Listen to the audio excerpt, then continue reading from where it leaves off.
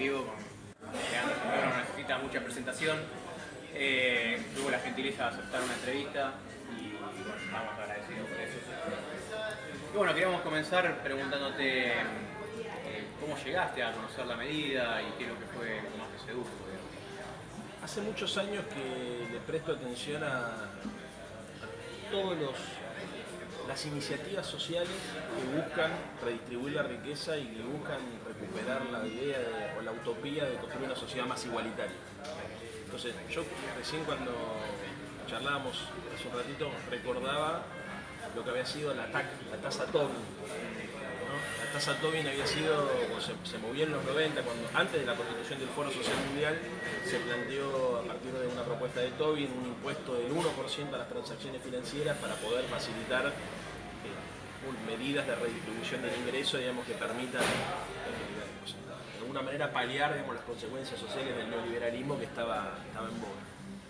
Y bueno, ahí recuerdo el primer punto de quiebre, digamos, ¿no es cierto?, en relación a, bueno, se puede hacer una cosa distinta, la economía se puede organizar de una manera diferente, no necesariamente la derrota del socialismo real implica la resignación a las condiciones de vida que nos propone el neoliberalismo. Primera situación, tasa Tobin. Segunda situación, el FRENAPO, el Frente Nacional contra la Pobreza, ¿no?, con la idea de construir un ingreso, recuerdo, un ingreso ciudadano se planteaba en ese momento para evitar las situaciones de hambre y de miseria.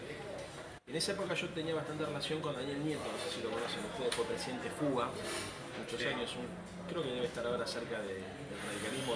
Está trabajando con Cambiemos en el INDEC, pero era un tipo muy cercano a, se me va a ir el nombre ahora, la puta madre, uno de los tipos de los intelectuales, Aldo Neri, no el otro, que estaba así. No, sí, fue además subsecretario, creo, de promoción social, bueno, ahora se me ve el nombre, pero fue uno de los primeros que planteó, ya te voy a decir, uno de los primeros que planteó, digamos, la idea de la renta básica universal o de la renta, digamos, como un mecanismo de transferencia monetaria para poder resolver las desigualdades que generaba el neoliberalismo. Claro. Y con el paso del tiempo, cuando aparece la huacha, bueno, obviamente a medida que todos celebramos, empezamos a preguntarnos, bueno, cómo se podía complementar esa situación y qué se podía hacer frente a la idea de la desaparición del trabajo como gran vertebrador de la sociedad. Entonces, para nosotros empezó a ser una situación de búsqueda, digamos, ¿no? Me estoy me estoy conteniendo en utilizar la palabra experimento. Sí, porque la verdad es que yo creo que hay algo que tiene que ver con la experimentación, ¿no es cierto? O sea, todos nosotros preparados para pensar la sociedad a partir de la idea de una sociedad industrial donde el trabajo es el que vertebra un poco inclusive nuestra vida social, ¿no? O sea, te socializás todo, o sea, entras a la primaria, a la secundaria y desde chiquito te preguntan de qué vas a trabajar. El trabajo es muy importante porque te define como persona, define los ámbitos de socialización, las prácticas que vas a adquirir. Una vez que te insertaste en el mundo laboral, el empleo también define aspectos de tu personalidad, con muchas de tu carácter, ¿no es cierto?, inclusive tus ingresos, tu perfil de consumo. Entonces todos pensamos, bueno, siempre en el trabajo, digamos, como una instancia tal vez la más importante de la vida social, o una de las más importantes de la vida social, sacando a la familia. Ahora, ¿qué pasa en una sociedad donde no hay empleo? ¿Y qué pasa en una sociedad donde además no hay empleo, pero hay riqueza? Y la riqueza se concentra en crecimiento, pero no hay empleo. Claro, y hay desigualdades sociales y además hay una sociedad de consumo que todo el tiempo te bombardea y vos te dice que para hacer tenés que consumir y tenés que tener, y te lleva a situaciones de mucha tensión individual, ¿no es cierto? Y eso genera angustia y ansiedad. O sea, yo creo que todos nos hemos preguntado alguna vez por qué tenemos tanto miedo contra el ataque de pánico, todos nos hemos preguntado alguna vez de dónde nace esa angustia o esa depresión, ¿no es cierto?, que se manifiesta de una manera de ocio, como gente muy acelerada, gente muy deprimida. Tiene una raíz social, tiene una raíz social. Claro, exactamente, y económica.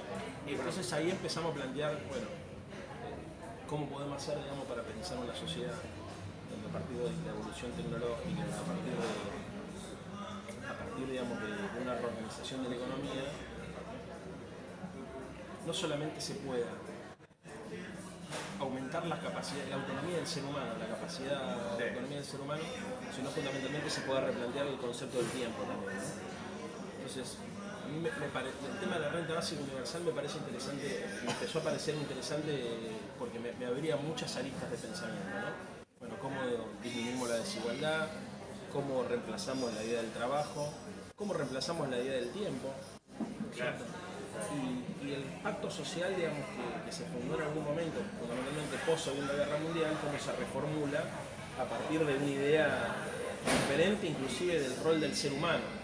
Si vos sabés que economistas a nivel mundial dicen que es imposible volver a llegar a la situación de posguerra de pleno empleo. Sí. No están dadas las condiciones y hay un avance creciente de la automatización. Sí. ¿Estás familiarizado con el concepto de la automatización, las estadísticas que ha arrojado el Banco Mundial, por ejemplo, para Argentina? Son todos factores que vos creés que puede llegar a introducir la renta básica, la área amigable. Yo creo que nosotros tenemos un problema, los que planteamos que tiene que haber una forma. La idea de fondo es cómo construimos una sociedad más justa y más igualitaria. La derecha hoy hace el foco en la pobreza y nosotros hacemos el foco en la riqueza, porque entendemos que discutiendo la riqueza se discute también la libertad, es discutir el poder. Sí, sí. Y discutir el poder es discutir la libertad. Plantear el ingreso universal, la renta básica universal, implica también plantear un nuevo pacto, un pacto donde todos asumimos que los derechos colectivos son más importantes que las libertades individuales. Hay una tensión entre los derechos colectivos y las libertades individuales. Y donde además todos empezamos a reconocer que la vida en comunidad, además de tener beneficios, digamos, también te pone condicionante, ¿no es cierto? Hay una idea de carga pública, digamos, de algo que vos tenés que hacer porque vivís en sociedad. Estás obligado a hacer, digamos, porque vivís en sociedad. Y ahí me parece muy interesante el planteo que se abre, por ejemplo, que se abrió con la cobertura previsional o con la moratoria previsional, porque si bien mucha gente no sintió, digamos, que esa inclusión previsional permitía subsanar, digamos, años y años de exclusión, ¿cierto? De desamparo del Estado frente a los laburantes que por ahí laburaban pero no había manera de garantizar que sus empleadores hagan los aportes, por una situación nueva que es ¿por qué yo que aporté 30 años cobro lo mismo que mi vecina de acá al lado que no aportó? Claro, claro. Y ahí me parece que se empezó a abrir una discusión, no llegó a los chicos hoy, Sí. porque creo que hay como un consenso general que la asignación universal está bien porque es con los pibes, pero con la gente, por ejemplo con la tercera, con el tema de la modificación de la reparación histórica, de esa ley de inclusión social y la posibilidad de plantear la pensión universal, se empezó a plantear también institucionalmente un debate que subyacía en la sociedad, que es que tiene que haber una diferencia entre aquella persona que aporta individualmente, entre comillas, hizo el esfuerzo, ¿no es cierto?, de aportar, y aquella persona que no la hizo, porque digámosle a la gente que ya no hay más, digamos, inclusión previsional como había en la época de Cristina, ahora hay una pensión universal, digamos, que sube a 65 años la edad de jubilación de las mujeres, que reduce en un 20% el haber mínimo de la jubilación y que no da derecho a pensión. Digamos, fue una modificación que se provocó de manera violenta y que pasó absolutamente desapercibida por la sociedad y que sin embargo, digamos, va en sintonía con una de las ideas del clima de época, ¿no es cierto?, que es que tiene que haber una diferencia entre aquella persona que aportó y hizo el esfuerzo y aquella persona que no hizo los aportes, digamos, ¿no? Bueno, fíjate, Una visión más individualista, digamos. Claro, un síntoma de esto son los microcréditos que usaron ahora en contraste con digamos, todo lo que está pasando con el vaciamiento de, por ejemplo, la UH, o sea, la inclusión, el crédito en la movilidad individual ascendente frente a la movilidad social ascendente. Perdón, me acordé el intelectual, Aldo Isuani. Aldo Isuani. Fue el primero que Por lo menos que me hizo llegar a mí la idea de la renta básica universal frente a esa angustia que me generaba la ola neoliberal de los 90, digamos, la segunda. Claro, y bueno, eso me da pie para preguntarte, ¿vos creés que estos subsidios que digamos, se llaman condicionados porque el Estado determina determinadas condiciones y la gente se tiene que ajustar a esas condiciones? ¿Vos creés que han sido efectivos, pues son los subsidios que lanzó el Banco Mundial en los 90, para paliar la pobreza o combatir la pobreza en estos años? Yo insisto algo, digamos, hoy la derecha se apropió el discurso de la pobreza. De hecho, Macri gana diciendo pobreza cero. Para mí el problema no es la pobreza es su subproducto de la desigualdad. Y lo que nosotros tenemos que buscar es la felicidad del pueblo, como diría el general. Y la felicidad del pueblo se construye en sociedades igualitarias. Vos podés tener políticas focalizadas para contener la pobreza y sin embargo esa persona no va a poder desarrollar un proyecto de vida autónomo. Podrá comer, ¿cierto? Y hasta tal vez tenga la posibilidad de escolarizarse, por lo menos en la primaria o en la secundaria, pero no va a poder tener un proyecto de vida propio.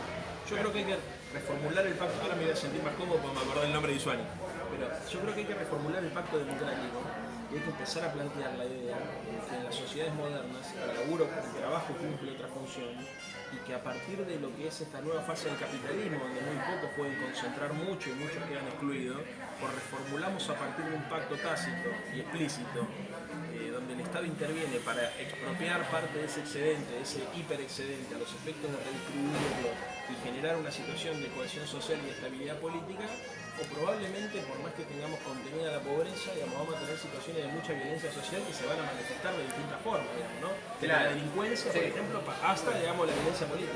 No, me refiero a la condicionalidad de los subsidios condicionados, está muy bien lo que decís, pero me refiero a que la misma condicionalidad hace caer a la gente en lo que se llama la trampa de la pobreza y la precariedad. Claro. La trampa de la pobreza y la precariedad, seguramente está familiarizado que si vos conseguís un trabajo, que por ahí un sueldo ínfimo, pero sobrepasa el umbral que estipula el Estado, te quitan la asignación y te quedás sin el pan y sin la torta hablando en criollo. La renta básica es acumulable, vos podés conseguir, es compatible con otras fuentes de ingresos, podés conseguir laburo y seguir conservando la renta básica. El tema de los subsidios condicionados desincentiva a mucha gente a buscar trabajo, no es que son vagos, o sea, desincentiva la búsqueda de trabajo o promueve el trabajo en negro. Entonces, me parece que un factor importantísimo de la renta básica es la incondicionalidad que tiene. Bueno, lo que pasa es que la idea de incondicionalidad confronta contra la idea expresada en el sentido común de alimentamos vagos. Leía la vez pasada en el libro de Scaletta, él hace referencia a Kalinsky, un economista, donde plantea que él trata de resolver la pregunta que muchos nos hicimos alguna vez acerca de por qué la burguesía, o cierto sector de la burguesía, termina trabajando activamente para que gobierne la antipolítica que reduce el Producto Bruto Interno, que ataca el mercado interno y que incluso podríamos decir que ataca su rentabilidad empresaria. Entonces, la respuesta que dice Scaletta, que dice Kalecki, es que, a diferencia de lo que nosotros nos imaginamos, la burguesía no aspira, trabaja en contra de una sociedad de pleno empleo porque su aspiración más importante no es la de la rentabilidad, sino es la de el poder. O sea, la idea es, claro, el desempleo, aunque me perjudique, reafirma la autoridad del patrón por sobre la sociedad. Entonces, hay una idea instalada que es que todos nos debemos ganar solamente lo que logremos ganarnos con el sudor de nuestra frente. Y que tiene que haber hasta una suerte de inestabilidad. Ya inclusive Bullrich había hablado, ¿no es cierto?, el deseo de acostumbrarnos a vivir en la incertidumbre y disfrutar de esa incertidumbre, ¿no es cierto?, porque supuestamente esa incertidumbre te genera también mayores cualidades creativas, es decir, desarrolla cualidades creativas y no sé, qué pelotudez. Ahora, lo cierto es que la renta básica universal, digamos, y las transferencias no condicionadas implica la reformulación de un pacto democrático, porque es el consenso social alrededor de una idea, que es que todos, por el solo hecho de ser seres humanos, nos merecemos un piso mínimo de dignidad. Exactamente. O sea, ¿por qué te vamos a dar esto? ¿No? Antes, yo me acuerdo, con los planes trabajar no le regalamos la plata, van a pintar de amarillo los cordones, o van a juntar basura a los costados de la autopista. Bueno, después la asignación universal por hijo fue: te vamos a dar esto porque naciste en este país, ¿no? Claro. Y ahora, atrás de eso hay una idea, ¿no? Atrás de eso hay una idea, que es que la riqueza se produce socialmente. La riqueza no se produce individualmente. Históricamente. Claro, porque además incluso los que producen, digamos, en determinado momento histórico, heredan también condiciones de generaciones que ya están muertas, ¿no es cierto?, pero que les ha permitido a ellos. ¿Lo conoces a Eduardo Mazzitelli? No, el socialismo. Sí, claro. Él sacó un libro de socializar la herencia difusa, que se llama el libro. Que es eso, es que muchas empresas se apropian de la herencia de los conocimientos y la reclaman como propia, responsabilidad propia, ¿no? Claro. Bueno, entonces, fíjate vos la cantidad de prejuicios que hay que desarmar. Se avanzó mucho, porque me acuerdo cuando fue la crisis del 2001, a ver, el Frenapo parecía socialismo utópico, ¿no es cierto? Ahora explotó todo y resulta que vino Duhalde, no Néstor, vino Duhalde y Chiche y dijeron: muchachos, universalizamos los planes de trabajar. ¿No? Cosa que yo me acuerdo que en el gobierno de la Rúa se empezó, Aldo Isuani lo planteó en el gobierno. Aldo Isuani es un intelectual muy interesante, no sé políticamente cómo juega, porque tiene el doble rol de intelectual y político. Él fue funcionario en el gobierno de la Rúa. recuerdo que se lo planteó de la Rúa obviamente lo veía imposible porque rompía con las recomendaciones del fondo. Si el fondo te decía reduja el déficit fiscal, ¿viste? Y vos querés, eso era imposible. Ahora, lo cierto es que en pocos meses lo que parecía imposible pasó a ser probable. Y arrancó con los planes de trabajar, después siguió con la universalización. ¿Te acordás que el Chiche había anunciado, Chiche Dualde había anunciado, bueno, a partir de ahora no va a haber punteros ni intermediarios, vos te vas a poder anotar, qué sé yo, pero después eso también termina viniendo después en otros programas sociales, bueno, Argentina trabaja, pero se genera el consenso para plantear las transferencias monetarias no retributivas. Sí, que no haya una contraprestación, no sea... Sí, exactamente. Sí. Entonces, ahora, de esa situación, hoy retrocedimos muchísimo. Claro. No fue un avance lineal, ¿no? Porque hoy hay mucha gente que te dice, bueno, a ver, la moratoria previsional, ¿por qué? O, por ejemplo, ¿por qué la jubilación de ama de casa, por qué? O por qué está bien que cobren menos los que no hicieron aporte. No importa si la persona... A ver, mi vieja se jubiló así, y laburó toda la vida. Lo cierto es que laburaba en una inmobiliaria que no le hacían los aportes, laburó más de 30 años. Claro. Entonces, de hecho ahora, perdóname que me desvío un minuto con este tema, porque es un tema que yo estoy aprovechando esta conversación para pensar, como se darán cuenta estoy pensando en voz alta. Yo discutía con Milei en Crónica la semana pasada, él planteaba sobre la reformulación del régimen previsional, ¿no? Y él decía, el régimen previsional es insustentable porque antes había 7 trabajadores activos por cada trabajador pasivo y ahora en el mejor de los casos hay 4, entonces además el crecimiento poblacional. Exactamente. Situación que también plantea mi amigo Yamil Santoro. Bueno, ahora, ¿qué es lo que le decía? El régimen no es insustentable, es insustentable si solamente lo financiamos con aportes y contribuciones a las cajas sociales. Acá lo que hay que financiarlo también con impuestos generales. O sea, digamos, el Estado, digamos, captura parte de la renta extraordinaria que generan algunos nichos de la sociedad. Es cierto, por ejemplo, las 500 empresas más importantes de la Argentina producen el 18% del Producto Bruto Interno, tienen el 80% de las exportaciones y generan solamente el 5% del empleo. Entonces, esa renta extraordinaria, digamos, que se genera ahí, tranquilamente debe ser capturada a través de mecanismos como las retenciones, por ejemplo, ¿no es cierto? Y redistribuida a través de mecanismos como la asignación universal por hijo o la cobertura previsional. Entonces, el planteo, digamos, individualista, es decir, cada uno se tiene que cuidar su propio culo, ¿no es cierto? Choca contra una visión, por eso yo te decía que los derechos colectivos confrontan contra las libertades individuales, choca contra una visión que plantea, claro, para nosotros el sistema es sustentable en tanto y en cuanto hay parte de la riqueza social que tiene que ser apropiada por el Estado y redistribuida, porque se nos canta el culo vivir así, porque, a ver, el pacto social que funda la democracia argentina es esta. Claro, exactamente. Bueno, y hablando de la financiación, ¿no? Vos sabés que hay estudios de microsimulación en España, que se ha comprobado que subiendo el tipo impositivo en los tramos superiores de ingreso, alcanza tranquilamente sin sacar digamos, las asignaciones que hay para la corona, para el ejército, cosas que son innecesarias, pero sin tocar de ese presupuesto se puede financiar. ¿Dónde vos colocarías? Vamos improvisando acá, estamos pensando, reflexionando. ¿Dónde vos colocarías el gravamen? En el comercio exterior. En el comercio exterior. Y yo creo que, a ver, en Chile la dictadura pinochetista no privatizó el cobre. En Venezuela, digamos, todo ese sistema corrupto de partido político fundado alrededor del acuerdo de punto fijo, no privatizó el petróleo. El recurso estratégico de la Argentina, la soja. Bueno, la comercialización de granos yo creo que el Estado argentino tiene que tener un rol, o sea, es inentendible e injustificable por qué 5 cerealeras multinacionales se quedan con una porción tan importante del producto, siendo que no generan ni trabajo ni generan producción, digamos, lo que hacen es comercializan, son el último eslabón de la cadena, el que vincula, digamos, el intermediario, ¿no es cierto? El que acopia con el que vende. Yo creo que ahí deberíamos poner un poco el ojo. ¿Impuesto a la renta financiera? El tema del impuesto a la renta financiera para mí es un problema, porque uno de los problemas que nosotros tenemos en la Argentina es la restricción externa, ¿no? El tema del dólar. Entonces, está claro que tenemos un problema de ahorro, sí, a ver, en principio sí creo que el impuesto a la renta financiera, vamos a decirlo claramente, o sea, creo que tiene que estar grabada la especulación bursátil, digamos, no sé si el plazo fijo, por decir otra cosa, digamos, o no sé si hasta determinado monto, digamos, ¿no es cierto? Eso habría que ver bien cuánto ayuda y cuánto no ayuda. Creo que obviamente es injustificable, digamos, todo el tema de la timba con el debate, es una cosa demencial, es demencial, pero por otro lado yo creo que nosotros tenemos que ver que la restricción externa es hijo de una estructura productiva desequilibrada, es un problema que arrastramos hace mucho tiempo, creo que hay que reconvertirla. A ver, yo creo que hay parte del excedente económico que nosotros no tenemos que volcar a la distribución y que tenemos que volcar a la reindustrialización. O sea, yo creo que sí hay una parte, mira paradójico esto porque es un punto de contacto con la derecha, pero de otro lugar. Yo creo que tiene que haber un esfuerzo fiscal del conjunto de la sociedad, no de los más pobres, del conjunto de la sociedad, a los efectos de poder volcar divisas que se generen genuinamente a la reconversión del aparato productivo. O sea, que no se puede volcar todo a la redistribución.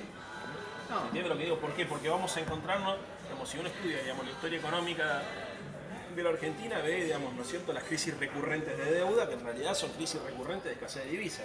Como el campo es más productivo, digamos, que la industria, el campo genera menos empleos que la industria genera más, la industria cuando crece necesita importar insumos y bienes de capital, eso demanda dólares, hay una pelea entre la UIA y la sociedad rural por la fijación del tipo de cambio, ¿cierto? Ahí viene el tema de la deuda externa y cuando después la tenés que devolver, la devaluación, la hiperinflación, todo lo que ya conocemos. Bueno, entonces, yo creo que el problema de la distribución se tiene que plantear asociado con el problema de la producción. Nosotros tenemos que modificar nuestra matriz productiva. Y para mí eso es lo más importante hoy. Como plantear la discusión en términos de cómo se produce la riqueza en la Argentina.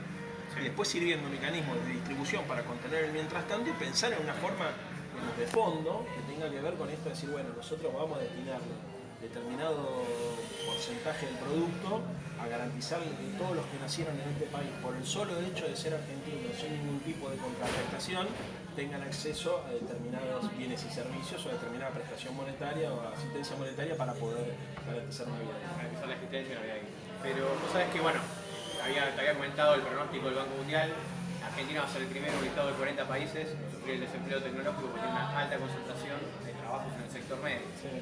Pronostica más o menos un 30-33% de ocupación por esa variable. Obviamente nuestro país tiene más o menos entre 5 a 10 años. Pero bueno, está viendo con todo. Hay ejemplos continuos metidos en la vida cotidiana de automatización. Entonces, ¿eso cómo harías? Porque traía en contraste con lo que estás diciendo vos de mejorar la matriz productiva o industrializar, digamos. La industria automotriz, por ejemplo, hace 20 años que tiene, viste, robots, máquinas de ensamblaje, digamos. Sí. Eso me parece que es algo que tenemos que empezar a pensar todos los partidos o toda la comunidad política, digamos, a ver qué proyecto, qué plan. Y creo que la renta básica en ese sentido da una respuesta. Sí, y también, a ver, yo creo que hay tres cosas. Primero, si la población va a envejecer, eso va a generar nuevas necesidades. Y por ahí parte del pacto intergeneracional consiste en que los más jóvenes tengan que asistir a los más viejos. Porque además nosotros vamos viendo cada vez hay más hogares monoparentales, o sea, viejos que viven solos. ¿No? Y bueno, eso habría que pensar una forma de vincular a los pibes, ¿me entendés? Que pueden... no como contraponer una prestación a la asignación, pero sí también plantear, digamos, deberes y responsabilidades, digamos, ¿cierto? Por vivir en una sociedad.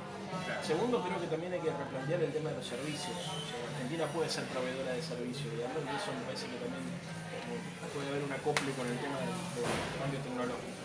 Y tercero, creo que lo que nosotros tenemos que pensar es cómo, diría Cristina, cómo industrializamos la ruralidad. O sea, cómo le agregamos valor agregado a las materias primas, digamos, y cómo se logra producir, si querés, comida de diseño. Sí, en Europa hay muchos casos, ejemplos. Te hago una pregunta. Esto que vos decías que hay que... Eso que vos decías que hay que modificar la matriz productiva. Modificar la matriz productiva requiere también ciertas condiciones sociales, de igualdad de condiciones, digamos, de que todos van a acceder a educación, sistema de salud, etcétera, digamos, de formación, infraestructura, etcétera. ¿Vos creés que más allá, digamos, del beneficio social que implica tener que todos cobren una renta básica, que puedan acceder a la renta básica, eso no ayudaría al círculo virtuoso, digamos, al tener cierto alivio económico, poder generar de una manera incentivar el consumo de las bases, como ha hecho el kirchnerismo, y que eso de alguna manera... El problema que nosotros tenemos es que incluso hasta los potenciales beneficiarios de la renta básica hoy la ven mal, la ven ilegítima. O sea, porque insisto con la idea de plantear, una de las cosas que a mí más me preocupa, ¿no? Es esta cosa del poliladro que hay. Por ponerte un ejemplo, ¿viste? El que tiene dos roles del pobre que piensa como el patrón, ¿no? O de la persona que recibe asistencia. Yo mandé un Twitter la vez pasada, el Twitter que más visualizaciones tiene, dice que el mayor logro de la hegemonía neoliberal consiste en hacerle creer a la gente que las clases que viven de obtener beneficios del Estado son las bajas, cuando en realidad son las altas, pero todo el mundo cree que los que viven de obtener beneficios del Estado son los pobres, y nadie cuestiona, digamos, las transferencias multimillonarias. Por ejemplo, a ver, discutimos la riqueza, discutimos la pobreza. El día de hoy Pescarmona recibe subsidio por la luz y el gas, que a vos te sacaron, digamos, ¿no? Todas las exenciones. Exenciones impositivas, bueno. Entonces, vos me preguntabas, yo creo que un problema grave que nosotros tenemos es la colonización cultural, el trabajo que se hizo sobre la subjetividad de las personas. Y ahí hay una cosa muy compleja, digamos, para desarmar, que es la exacerbación de lo privado y del individual, ¿no? Frente al menosprecio de lo público y de lo colectivo. O sea, para mí nosotros tenemos que trabajar eso, porque podría darse mucha gente que dice, yo no quiero que me regalen nada, por ejemplo. ¿No? Yo no quiero que me regalen nada. ¿No? Y eso convive con fulano de tal, puede gobernar porque viene de la actividad privada.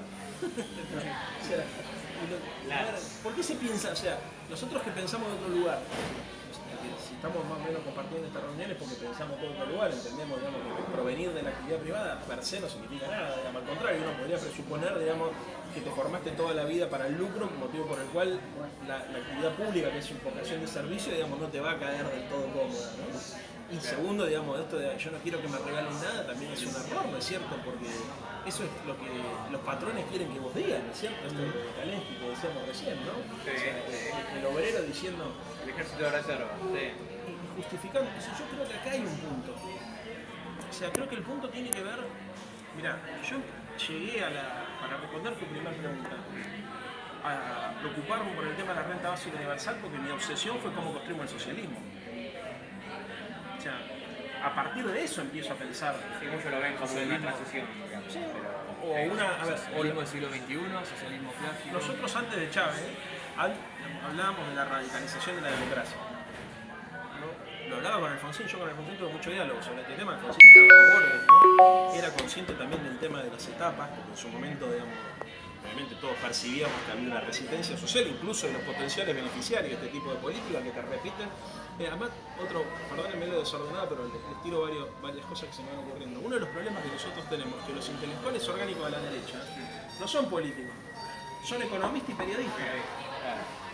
Entonces son los que forman el sentido común. Y además, lo peor es que ahora se han hecho populares. Porque te van al programa de Fantino, ¿no es cierto? Y va Esper, se siente en el programa de Fantino y termina siendo, digamos, que las recetas más ortodoxas, más antipopulares sean asumidas en el sentido común de las clases populares. Y cuando vos vas a plantear algo que supuestamente es para beneficiar, digamos, la expansión de la libertad de los sectores populares y para cualquier, digamos, el que tiene que dar explicaciones de por qué dice lo que dice sos vos y no ellos. Entonces hay una subversión del sentido común, una inversión de la lógica. Dicen que es el logro más perfecto del capitalismo, que más allá de la concentración de riqueza, el captar la subjetividad y todos los elementos subjetivantes. Entonces, vos me planteabas, bueno, ¿cómo hacemos con el tema de la educación, no? Bueno, yo creo que hay algo que va... La educación es como la articulación del sistema de ideas, ¿no? Y de prácticas sociales que te permiten intervenir sobre tu vida. Pero hay una discusión previa que tiene que ver con los valores. O sea, y yo creo que ese es el rol de la política. O sea, nosotros no vamos a poder transformar el sistema educativo si no discutimos primero desde la política, desde la calle, otro sistema de valores. Porque también, digamos, eso implica una relación de fuerza. Viste, mucha gente, por ejemplo, te dice, ¿no te parece? Me han preguntado muchas veces, ¿no? ¿No te parece que hay que reformar la Constitución porque se necesita evitar que venga la derecha y con un decreto simple te voltee la ley de medio? Entonces, si hubiésemos hecho la ley de medio hubiese sido incluida en la reforma constitucional. Yo siempre digo lo mismo, digamos, Moró piensa eso, Mempo Giardinelli piensa eso, Cristina piensa eso, yo pienso que no. Yo pienso que no se puede plantear una reforma constitucional ahora, porque si hoy reformáramos la Constitución la perdemos. O sea, obtendríamos una Constitución menos progresista, más retardataria. Entonces, se me decía, habría que modificar hoy, digamos, el sistema educativo, las ideas que ordenan el sistema. No modifiquemos nada, los planes de estudio, no modifiquemos nada. No modifiquemos la Constitución, no modifiquemos los planes de estudio, modifiquemos la estructura de valores.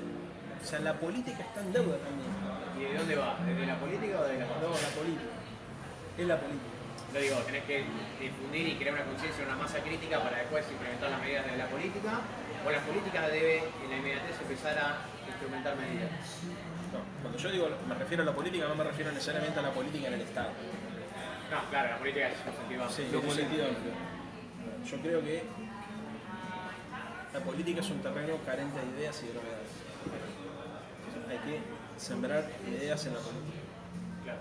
Nosotros necesitamos que los militantes políticos del proyecto nacional y popular o de lo que sea el socialismo democrático, llamémosle como mierda que querramos, tengan una formación teórica mucho más. O sea, yo soy de los que valora y exige la formación teórica frente a la idea de que lo único que importa es la praxis, o la práctica, porque la praxis incluiría el concepto de teoría, ¿no? De saber teórico y filosófico.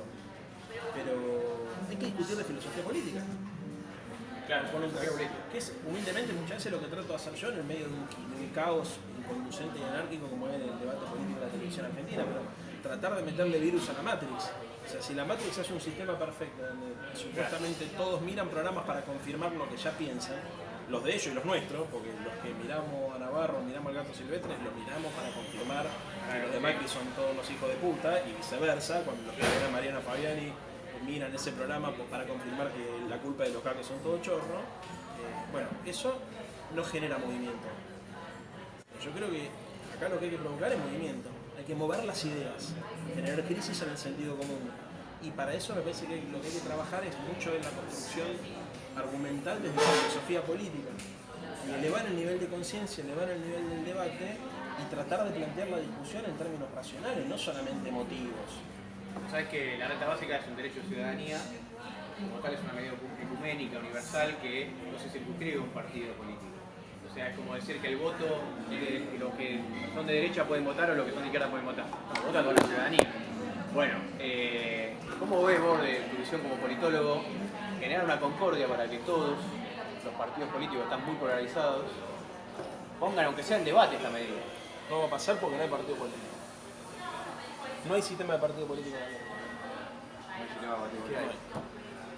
Esto que vemos ahora, el liderazgo de Cristina, el liderazgo de Macri, claro, abajo del liderazgo de Cristina tenemos un movimiento social fuerte, atrás del liderazgo de Macri las élites de gobierno y las élites económicas y un apoyo pasivo de un sector de la sociedad que confía, digamos, en esa visión de país.